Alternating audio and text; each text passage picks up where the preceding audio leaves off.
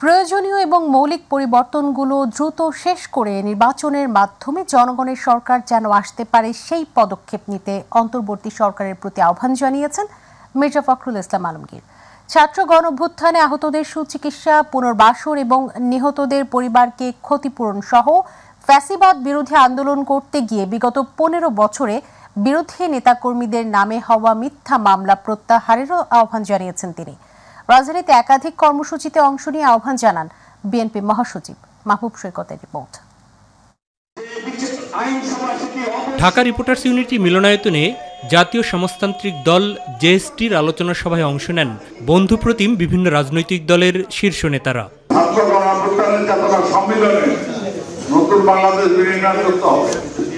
বক্তব্যে বিএনপি মহাসচিব অন্তর্বর্তী সরকারের দায়িত্ব পালনকারীদের মধ্য থেকে নতুন দল গঠন নিয়ে সাম্প্রতিক বিভিন্ন মাধ্যমে আসা আলোচনা প্রসঙ্গে কথা বলেন।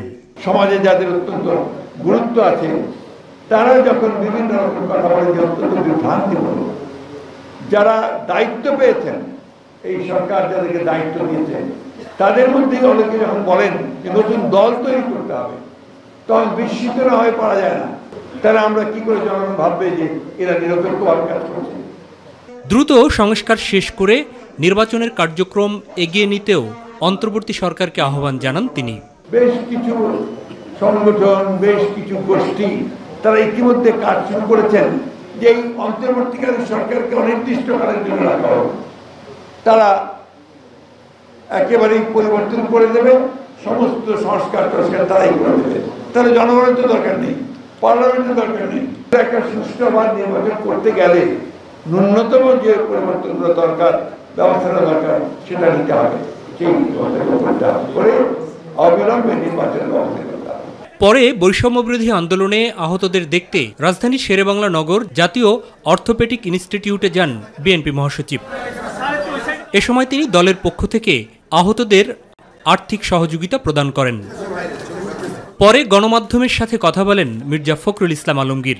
প্রত্যেকটি পরিবারকে যারা শহীদ হয়েছে, আহত হয়েছে, তাদেরকে পুনর্বাসন করার জন্য এবং যারা এই হত্যাকাণ্ডের সঙ্গে জড়িত, গণহত্যার সঙ্গে জড়িত, তাদেরকে আইনের আওতায় নিয়ে এসে দৃষ্টান্তমূলক সাজা প্রদান করতে।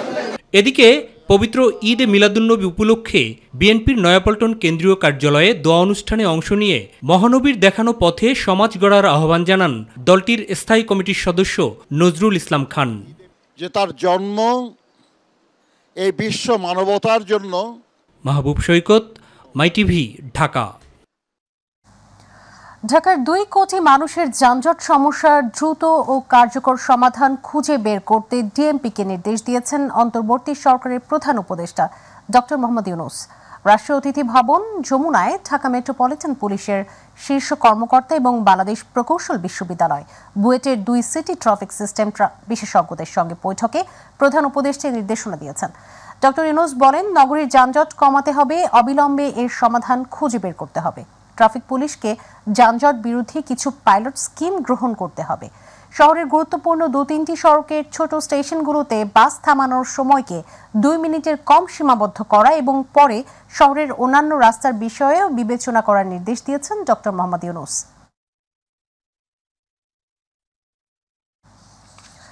ইসলামের সৌন্দর্য সহজভাবে সাধারণ মানুষের কাছে পৌঁছে দিতে ইসলামী আন্দোলনের সাথে সম্পৃক্তদের প্রতি আহ্বান জানিয়েছেন জামাত ইসলামের নায়েবে আমির ডাক্তার সৈয়দ আব্দুল্লাহ মোহাম্মদ তাহের।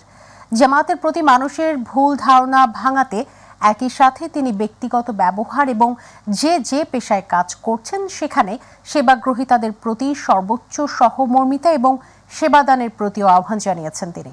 রাজধানীতে ন্যাশনাল ডক্টরস ফোরামের এক অনুষ্ঠানে তিনি আহ্বান জানান, জামাত রাষ্ট্র পরিচালনার দায়িত্ব পেলে দুর্নীতি নির্মূল করে মানবিক রাষ্ট্র উপহার দেয়া হবে বলে জানিয়েছেন দলটির নেতা রফিকুল ইসলাম খান। মানুষের কাছে ইসলামকে সঠিকভাবে তুলে ধরতে হবে। আমাদের রিপ্রেজেন্টেশনের ভিতরে, কথা বলার ভিতরে ভয় ভীতি ছড়ায়। ইসলামের প্রত্যেকটি অনুশাসন তখনই ইম্পোজ হয়েছে যখন মানুষ এটাকে মানতে মানসিকভাবে প্রস্তুত হয়ে গিয়েছে। সন্ত্রাসের বিরুদ্ধে, দুর্নীতির বিরুদ্ধে, অন্যায়ের বিরুদ্ধে, দখলদারিত্বের বিরুদ্ধে, চাঁদাবাজের করার ঘোষণা দেওয়ার মতো দুঃসাহস রাখে। সংস্কৃতি বিষয়ক মন্ত্রণালয়ের সাবেক মন্ত্রী আসাদুজ্জামান নূর এবং বেসামরিক বিমান চলাচল ও পর্যটন মন্ত্রণালয়ের সাবেক প্রতিমন্ত্রী অ্যাডভোকেট মাহবুব আলীকে কারাগারে পাঠানোর আদেশ দিয়েছেন আদালত। বৈষম্য বিরোধী ছাত্র আন্দোলন চলাকালে হোটেল কর্মী সিয়াম সর্দারকে গুলি করে হত্যার ঘটনায় করা মামলায় তাদের কারাগারে পাঠানো হয়। সোমবার তাদের ঢাকার মেট্রোপলিটন ম্যাজিস্ট্রেট আদালতে হাজির করবে পুলিশ। এই মামলার তদন্ত শেষ না হওয়া পর্যন্ত তাদের কারাগারে আটক রাখার আবেদন করেন মামলার তদন্তকারী কর্মকর্তা। উভয় পক্ষে শুনানি শেষে ঢাকার মেট্রোপলিটন ম্যাজিস্ট্রেট মোশাররফ হোসেন দুজনের জামিন নামঞ্জুর করে কারাগারে পাঠানোর আদেশ দিয়েছেন। রোববার রাতে রাজধানীর বেইলি রোডের নওরতন কলোনি থেকে আসাদুজ্জামান নূরকে এবং রাজধানীর সেগুনবাগিচা এলাকা থেকে মাহবুব আলীকে গ্রেফতার করে ঢাকা মহানগর গোয়েন্দা পুলিশ।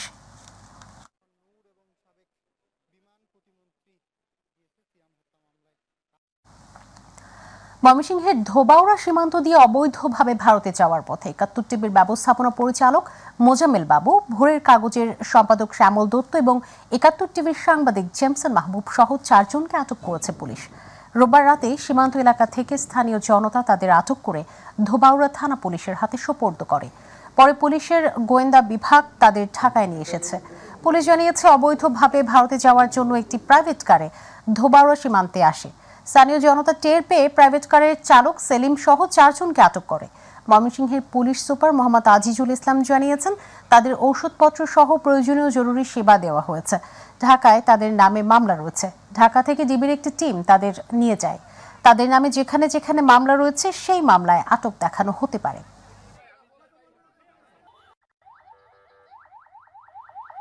চারজন ব্যক্তিকে আটক করে আমাদের থানার ভারপ্রাপ্ত কর্মকর্তাকে খবর দেন। আমরা তাদেরকে আমাদের নিরাপত্তা নিয়ে আসছি। ওনারা এখন আমাদের হেফাজতে আসছে। আমাদের এখানে কোনো মামলা নাই। এখানে ঢাকা মেট্রোপলিটন পুলিশ থেকে একটা টিম আসছেন, তারা ওনাদেরকে তাদের হেফাজতে নিয়ে যাবেন। এরপর তারা উদ্যোতন অফিসের সাথে কথা বলে প্রয়োজনীয় আইনগত ব্যবস্থা। ছাত্র জনতার আন্দোলন কতটা নৃশংসভাবে দমনের চেষ্টা করেছিল বিগত আওয়ামী লীগ সরকার, সে বিষয়ে ১ মাস তদন্ত করবে জাতিসংঘের তথ্যানুসন্ধান দল। দেশের ৮টি বিভাগীয় শহর ঘুরে সহিংসতার শিকার ব্যক্তি, ভুক্তভোগীদের স্বজন এবং প্রত্যক্ষদর্শীদের সাক্ষ্য নেওয়ার পাশাপাশি বিভিন্ন ধরনের তথ্যপাত্র সংগ্রহ করবেন প্রতিনিধি দলের সদস্যরা। আজ ৮ সদস্যের তথ্যানুসন্ধান দলের মধ্যে ২ জন সদস্য ঢাকায় পৌঁছাবেন। মঙ্গলবার ঢাকায় পৌঁছাবেন আরও ৩ জন সদস্য। প্রাথমিকভাবে জাতিসংঘের তথ্যানুসন্ধান দল বাংলাদেশে ৪ সপ্তাহ অবস্থান করবে। তথ্যানুসন্ধান দলটি গত জুলাই ও আগস্টের শুরুর দিক থেকে বাংলাদেশে ঘটে যাওয়া মানবতা বিরোধী অপরাধ, বিচার বহির্ভূত হত্যাকাণ্ড সহ ১৫ ধরনের মানবাধিকার লঙ্ঘনের ঘটনা তদন্ত করবে। তদন্ত প্রতিবেদনে আগামী নভেম্বরের শেষ সপ্তাহের মধ্যে অন্তর্বর্তী সরকারের কাছে জমা দেওয়া হতে পারে। ২০০৯ থেকে ২০২৪-এর আগস্ট পর্যন্ত প্রশাসনে বঞ্চিত কর্মকর্তাদের তালিকা তৈরি করে তাদের ক্ষতিপূরণের ব্যবস্থা করা হবে বলে জানিয়েছেন জনপ্রশাসন মন্ত্রণালয়ের সিনিয়র সচিব ডক্টর মোহাম্মদ মোখলেসুর রহমান। তিনি জানিয়েছেন, এখন পর্যন্ত ২৫০০ আবেদন জমা হয়েছে। সবার আগে আর্থিক ক্ষতিপূরণের বিষয়টি বিবেচনা করা হবে জানিয়ে মন্ত্রিপরিষদ সচিব বলেন, এই নিয়ম শুধু যারা চাকরি হারিয়েছেন তাদের জন্য, কর্মরতদের জন্য নয়। সাইদুর রহমান আবিরের রিপোর্ট। অন্তর্বর্তী সরকারের দায়িত্ব গ্রহণের ১ মাস অতিবাহিত হলেও এখন পর্যন্ত শৃঙ্খলা ফেরেনি জনপ্রশাসনে। সরকারি কর্মকর্তাদের অনেকেই ব্যস্ত পদপদবি ও পদায়ন নিয়ে, আবার অনেকেই ব্যস্ত হয়ে পড়ছেন জেলা প্রশাসক হতে। এর জন্য প্রায় প্রতিদিনই সচিবালয় জনপ্রশাসন মন্ত্রণালয়ের সামনে ভিড় করে ক্ষোভ বিক্ষোভ প্রদর্শন করছেন তারা। উপসচিব পদমর্যাদার ৫০ থেকে ৬০ কর্মকর্তা যারা এবারে ডিসি হতে পারেননি, তারা জনপ্রশাসন মন্ত্রণালয়ে গিয়ে বিক্ষোভ প্রদর্শন করেন। সার্বিক পরিস্থিতি নিয়ে সচিবালয় সাংবাদিকদের মুখোমুখি হন জনপ্রশাসন মন্ত্রণালয়ের সিনিয়র সচিব মোখলেসুর রহমান। জানান, ২০০৯ থেকে ২৪-এর অগস্ট পর্যন্ত প্রশাসনে বঞ্চিত হয়েছে এমন কর্মকর্তাদের তালিকা তৈরি করে তাদের ক্ষতিপূরণের ব্যবস্থা করা হবে। এখন পর্যন্ত ২৫০০ আবেদন জমা হয়েছে জানিয়ে যারা এখনও কর্মক্ষম তাদের চাকরিতে ফিরিয়ে আনা হবে জানিয়ে তিনি আরও বলেন, এই নিয়ম শুধু যারা চাকরি হারিয়েছেন তাদের জন্য।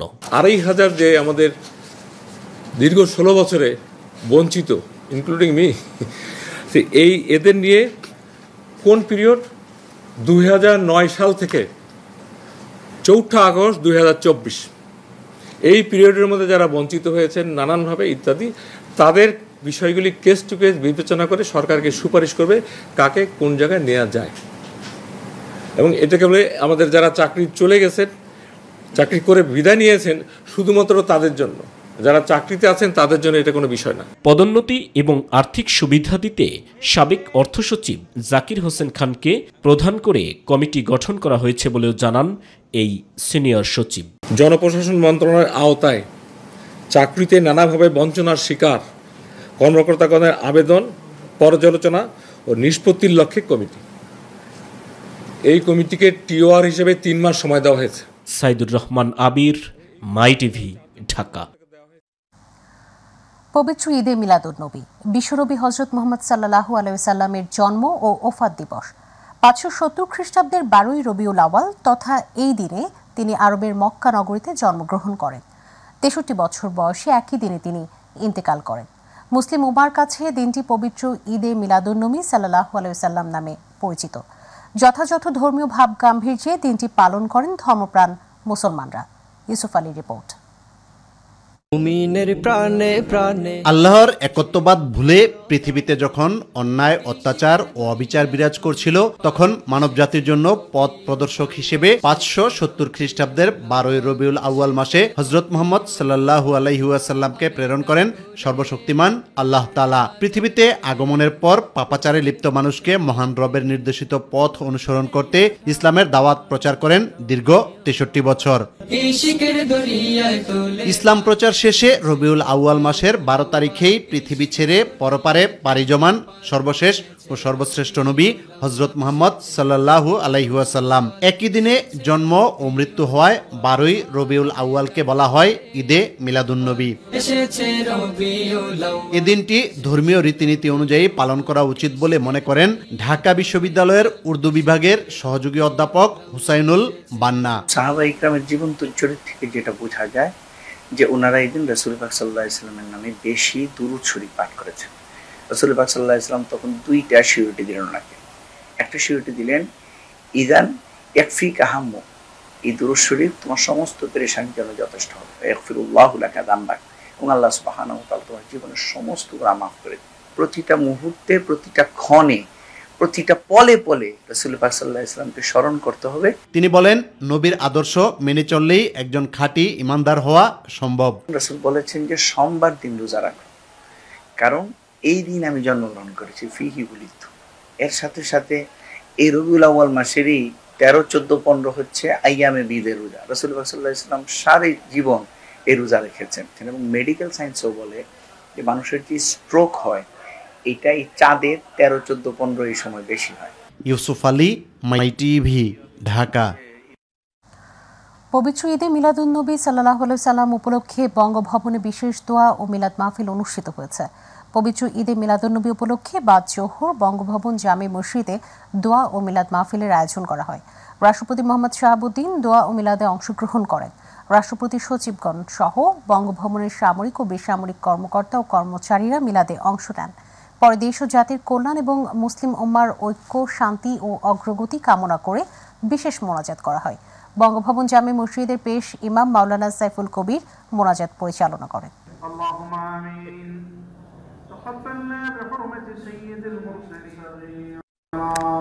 سبحان ربك رب العزة عما يصفون وسلام على المرسلين رسول الله। এদিকে আলোচনা সভা, দোয়া, মিলাদ মাহফিল ও খাদ্য বিতরণের মধ্য দিয়ে পালিত হয়েছে পবিত্র ঈদে মিলাদুন্নবী। সর্বশেষ ও সর্বশ্রেষ্ঠ নবী হযরত মুহাম্মদ সাল্লাল্লাহু আলাইহি ওয়াসাল্লামের জন্ম ও মৃত্যু দিবস উপলক্ষে রাজধানীতে জশ্নে জুলুস আয়োজন করে বিভিন্ন সংগঠন। ইউসুফ আলীর আরও একটি রিপোর্ট। সর্বশেষ ও সর্বশ্রেষ্ঠ নবী হযরত মুহাম্মদ সাল্লাল্লাহু আলাইহি ওয়াসাল্লামের জন্ম ও মৃত্যু দিবস উপলক্ষে রাজধানীতে একাধিক শোভাযাত্রা বের করে বিভিন্ন সংগঠন। এ সময় ঈদে মিলাদুন্নবীর গুরুত্ব ও তাৎপর্য তুলে ধরেন বক্তারা। আমরা মাহে রবিউল আউয়াল উদযাপন শুধু মিছিল মধ্যে সীমাবদ্ধ নয়, আমরা বিভিন্ন আমলের মধ্যেই এই দিনটি পালন করে থাকি। তো আল্লাহ তাআলা কোরআনে কারীমে ইরশাদ করেন লাকাদ মান্নাল্লাহু আলাল মুমিনিন ইয বা'আথা ফীহিম রাসূলা। তো বোঝা গেল আল্লাহ তাবারক ওয়া তাআলার নিকট যে নিয়ামত সবচেয়ে দামি ওই নিয়ামতের নাম মুহাম্মদুর রাসূলুল্লাহ সাল্লাল্লাহু তাআলা। আয়োজন করা হয় বিনামূল্যে খাদ্য, শরবত ও সুপেয় পানি বিতরণ। সর্বকালে সর্বশ্রেষ্ঠ নবী, ওনার আগমন হওয়ার কারণেই অসত্য অন্যায় কিন্তু পৃথিবী থেকে বিতাড়িত হয়েছে। প্রিয় নবীর আগমনে খুশি হয়ে আমরা সাধারণ পথসাধীদের মাঝে, মানুষের মাঝে আমরা সরবত বিতরণ করছি। শোভাযাত্রা শেষে আলোচনা সভা, দোয়া ও মিলাদ মাহফিলের মধ্য দিয়ে ঈদে মিলাদুন্নবী পালন করে একাধিক সংগঠন। ইউসুফ আলী, মাই টিভি, ঢাকা। সমাজের স্তরে স্তরে লুকিয়ে থাকা ক্যান্সার দূর করতে হলে ধৈর্য ধারণ করে সরকারকে সহযোগিতা ও সকলকে ঐক্যবদ্ধ থাকার আহ্বান জানিয়েছেন বৈষম্য বিরোধী ছাত্র আন্দোলনের সমন্বয়ক সার্জিস আলম। রংপুর পাবলিক লাইব্রেরি মাঠে বৈষম্য বিরোধী ছাত্র আন্দোলনের উদ্যোগে ছাত্র জনতার সাথে মতবিনিময় সভায় মুখ্য আলোচক হিসেবে বক্তৃতায় তিনি বলেন, আগামী বাংলাদেশ গঠনে ছাত্র জনতাকে আইনি প্রক্রিয়া মেনে প্রেসার গ্রুপ হিসেবে কাজ করতে হবে। সভায় রংপুরের স্কুল, কলেজ ও বিশ্ববিদ্যালয়ের শিক্ষার্থী, বিভিন্ন শ্রেণী পেশার মানুষ অংশ নেয়। এই দেশের যে সিস্টেমগুলো ভিতরে ক্যান্সার তৈরি হয়েছে, এই ক্যান্সারটি যত দ্রুত সম্ভব আমাদের নির্মূল করে জনগণের ভোটের মাধ্যমে একটি নির্বাচিত সরকারে যেতে হবে এবং এটার জন্য দুইটি কাজ আমাদের করতেই হবে। এক, আমাদের ধৈর্য ধরে এই অন্তর্বর্তীকালীন সরকারকে সহযোগিতা করতে হবে এবং দুই, আমাদেরকে এই রাজনৈতিক আদর্শ, দলাদলি আর মুখোমুখি হওয়ার যে ট্র্যাডিশন, যে কালচার, সেটি থেকে কিছু সময়ের জন্য বিরত হয়ে ঐক্যবদ্ধ থাকতে হবে। বেগম রোকেয়া বিশ্ববিদ্যালয়ে দ্রুত ভিসি নিয়োগের দাবিতে সড়ক অবরোধ করে উত্তরবঙ্গ ব্লকেট কর্মসূচি পালন করেছে শিক্ষার্থীরা। দুপুর থেকে এই কর্মসূচি পালনে বিশ্ববিদ্যালয়ের প্রধান ফটক থেকে শিক্ষার্থীরা একটি র্যালি বের করে রংপুরের প্রবেশদ্বার মডার্ন মোড়ের ঢাকা রংপুর মহাসড়ক অবরোধ করে আন্দোলন করেন। এতে সড়কের দুই ধারে তীব্র যানজটের সৃষ্টি হয়। ভোগান্তিতে পড়েন দূরপাল্লার যাত্রীরা। আন্দোলনরত শিক্ষার্থীদের দাবি, শহীদ আবু সাইদের আত্মহুতির মধ্য দিয়ে গণঅভ্যুত্থানের সৃষ্টি হয়েছে, অথচ সেই মহাবীরের বিশ্ববিদ্যালয়ে ভিসি না থাকায় অভিভাবকহীন হয়ে পড়েছে। ভেঙে গেছে একাডেমিক ও প্রশাসনিক কাঠামো। দফায় দফায় আলটিমেটাম দিয়েও কোনো সুরাহা হয়নি। তাই ভিসি নিয়োগ না হওয়া পর্যন্ত উত্তরবঙ্গ ব্লকেট কর্মসূচির আন্দোলন চালিয়ে যাওয়ার ঘোষণা দিয়েছেন শিক্ষার্থীরা। ঝিনাইদহে বিদ্যুৎস্পৃষ্ট হয়ে নারীসহ ৩ জনের মৃত্যু হয়েছে। সকালে সদর উপজেলার সুরাপাড়া গ্রামে এই ঘটনা ঘটে। ফায়ার সার্ভিস ও স্থানীয়রা জানিয়েছেন, সুরাপাড়া গ্রামের কৃষক আঙ্গার আলী রাতে বাড়ির পেছনের বিদ্যুতের ছেঁড়া তারে জড়িয়ে মারা যায়। সকালে তার ছোট ভাইয়ের স্ত্রী হাসিরা খাতুন ও ভাতিজার স্ত্রী রেশমা খাতুন আঙ্গার আলীকে মাটিতে পড়ে থাকতে দেখে উদ্ধার করতে গিয়ে তারাও বিদ্যুৎস্পৃষ্ট হয়ে গুরুতর আহত হন। খবর পেয়ে ফায়ার সার্ভিস ঘটনাস্থল থেকে আহতদের উদ্ধার করে ঝিনাইদহ সদর হাসপাতালে ভর্তি করে। চিকিৎসাধীন অবস্থায় তাদের মৃত্যু হয়।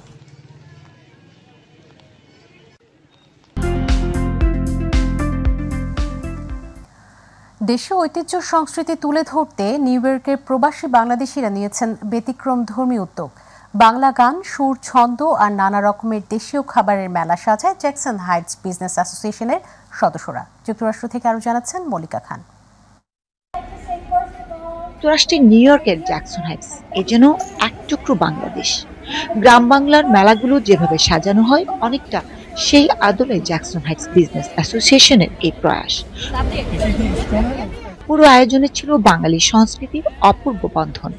নিউ ইয়র্কের বিভিন্ন এলাকা থেকে প্রবাসীরা ছুটে এসেছেন এই পথমেলায়। মেলায় আসছি, খুব ভালো লাগতেছে, কেনাকাটা করতেছি। কালচার, ঐতিহ্যকে তুলে ধরে। আর মেলায় আসলে আমরা সবকিছু একই ছাদের নিচে পাই, সবার সাথে দেখা হয়। এটা একটা মিলন মেলা। কর্মব্যস্ততার মাঝেও প্রবাসীরা মেলায় ছুটে এসেছেন বাঙালি সাজে। বাংলার সুর, ছন্দ, নানা ধরনের রচনা বিলাসের পসরা ছিল সড়ক জুড়ে। তো এখানে তো অনেক ব্যস্ত থাকে মানুষ, আমরা নিজেরা দেখতে পাচ্ছি। তারপরেও যে বাচ্চাদেরকে বাংলা কালচার শেখানো, বাংলা নিয়ে একটার পর একটা প্রোগ্রাম, এমন কোনো অকেশন নাই বাংলা যে তারা উদযাপন করে না। আমার ভীষণ ভালো লাগে যখন দেশের বাইরেও বাংলা গানের চর্চা সবাই চালিয়ে যায় এবং বাংলা গান সবাই ভালোবাসে। আয়োজকরা বলছেন, শুধু জ্যাকসন হাইটসে নয়, বাংলাদেশের ইতিহাস, ঐতিহ্য ও সংস্কৃতি বিশ্ব জুড়ে ছড়িয়ে দিতে সকল প্রবাসী বাংলাদেশিদের উদ্যোগ নিতে হবে।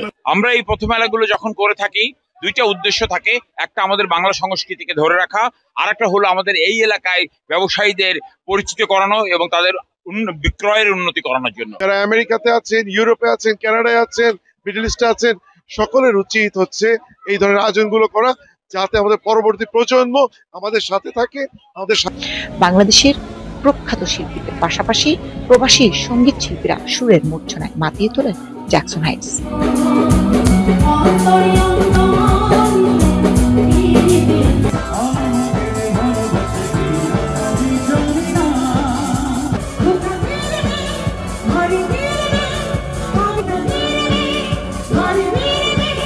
জ্যাকসন হাইটসের এই প্রাণকেন্দ্র হয়ে উঠেছে এক টুকরো বাংলাদেশ। দেশ থেকে অনেক দূরে থেকেও প্রিয় বাংলাদেশ আর বাঙালিয়ানা উৎসবে মেতে উঠেছে যুক্তরাষ্ট্রে বসবাসরত প্রবাসী বাংলাদেশিরা। মল্লিকা খান, মাই টিভি, নিউ ইয়র্ক, যুক্তরাষ্ট্র। সৌদি আরবের রিয়াদে বাংলাদেশ দূতাবাসে সৌদি প্রবাসী বাংলাদেশিদের জন্য ই পাসপোর্ট কার্যক্রমের উদ্বোধন হয়েছে। অনুষ্ঠানটি দূতাবাসের পাসপোর্ট ও ভিসা উইং এর প্রথম সচিব মোহাম্মদ জামিরুল ইসলামের সঞ্চালনায় সভাপতিত্ব করেন দূতাবাসের charge affairs SM Rakibullah. Saudi Arab প্রতিনিধি আব্দুল হালিম নিহন জানিয়েছেন, ঢাকা থেকে যাওয়া ই পাসপোর্ট প্রকল্পের কর্মকর্তা ও কারিগরি দল এ সময় উপস্থিত ছিলেন। দূতাবাসের অডিটোরিয়ামে উৎসাহ উদ্দীপনার মাধ্যমে আগত প্রবাসী, বিশিষ্ট ব্যক্তিবর্গ, পেশাজীবী, মিডিয়া ব্যক্তিবর্গ এবং বিভিন্ন শ্রেণীর বিপুল সংখ্যক প্রবাসী বাংলাদেশিদের অংশগ্রহণে ই পাসপোর্ট কার্যক্রমের উদ্বোধন করা হয়। ই পাসপোর্ট সহকারী প্রকল্প পরিচালক মেজর সুমিরিয়ান সাদিকিন বলেছেন, আবেদনকারীরা 5 বছর বা 10 বছর মেয়াদের জন্য আবেদন করতে পারবেন এবং আবেদন প্রাপ্তির 1 মাসের মধ্যে ই পাসপোর্ট সরবরাহ করা সম্ভব হবে। মালয়েশিয়ার 3য় প্রতিষ্ঠা বার্ষিকী উপলক্ষে দোয়া ও আলোচনা সভা করেছে নারায়ণগঞ্জ জেলা জাতীয়তাবাদী ফোরাম মালয়েশিয়া।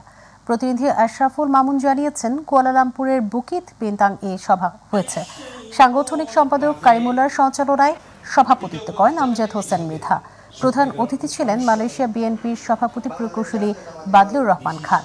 ভার্চুয়ালি প্রধান বক্তা ছিলেন সোনারগাঁও থানা বিএনপির সভাপতি আজহারুল ইসলাম মান্নান, নারায়ণগঞ্জ জেলা বিএনপির সাধারণ সম্পাদক গোলাম ফারুক খোকন, জেলা যুবদলের আহ্বায়ক সাদিকুর রহমান সাদিক, আড়াইহাজার উপজেলা বিএনপির সভাপতি ইউসুফ আলী ভূঁইয়া।